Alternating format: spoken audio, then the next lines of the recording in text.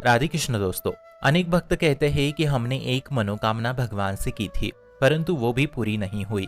इसलिए ये भक्ति और भगवान से अब हमारा विश्वास उठ सा गया है। इसलिए अब हम नास्तिकता का धर्म अपनाएंगे। ऐसे में मित्रों, देखो, हम सभी मनुष्य जन अज्ञानी जीव है।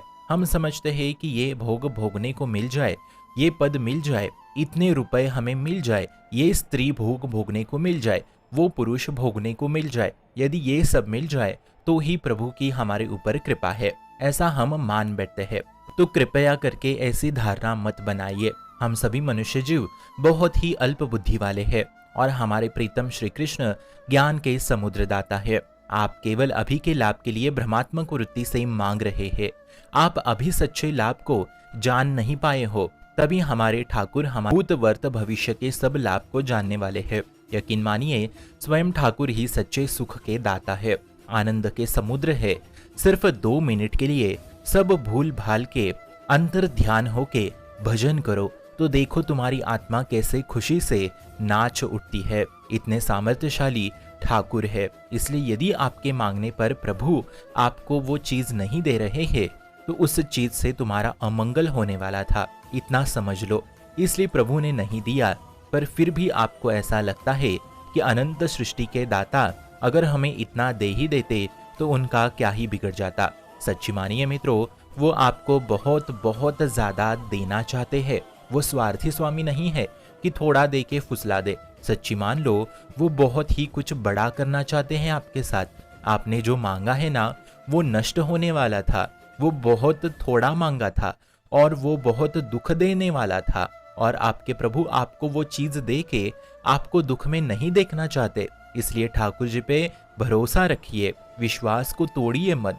फिर आप देखेंगे कि स्वामी इतना देंगे कि आप नाच पड़ोगे। आज तक जिसने प्रभु का आश्रय लिया, जीवन का परम परम परम सुख शांति उसके चरणों में जाके गिर गई। इसलिए बस धैर्य पूर्वक रहो, अपना पूर्ण मन प्रभु के चरणों में दे दीजिए। ये जो मन नाना प्रकार के वासना भोगने को उत्तेजित करता है ना, उसी मन को प्रभु चरणों में रख दो। फिर चाहे जो हो जाए, वो सब ठाकुर की इच्छा से। देखिए मित्रों, हमारी दशा आज के समय में बहुत दयनीय है। आइए उदाहरण से समझाते हैं आपको। एक छोटा सा बच्चा कुछ भी मिट्टी कंकड़ खिलौने मुंह में डालता है, फिर उसकी माँ आके उसे फटकार लगाती है और उसके हाथ से सब कुछ छीन लेती है।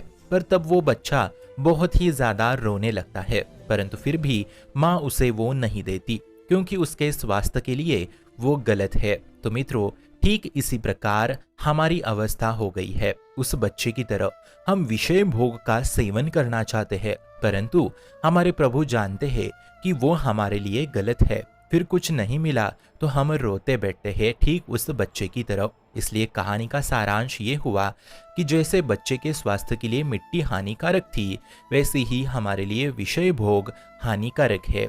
इसे जितना जल्दी आप स्वीकार कर लो, उतना खुश रह लोगे। नारद पुराण में बहुत सुंदर वर्णन मिलता है।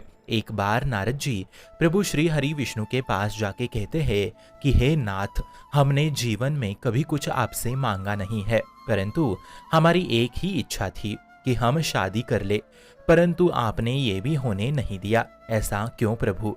तब श्री हरि जवाब में कहते हैं, मैं मेरे भक्तों को कभी चाहकर भी विषय भोग प्रदान नहीं कर सकता, क्योंकि सभी देवताओं में मैं एक अकेला ही मुक्ति का प्रदान करने वाला मुक्ति का दाता हूँ, तथा मैं ही मंगल भवन हूँ। और जहाँ जीव विषय भोग में बढ़ गया तो वो भला मुक्ति कैसे पा सकता है? इसलिए मैं मेरे भक्तों को कभी विषय भोग नहीं देता, क्योंकि उन्हें मैं अपने भीतर समा लेना चाहता हूँ मृत्यु के पश्चात।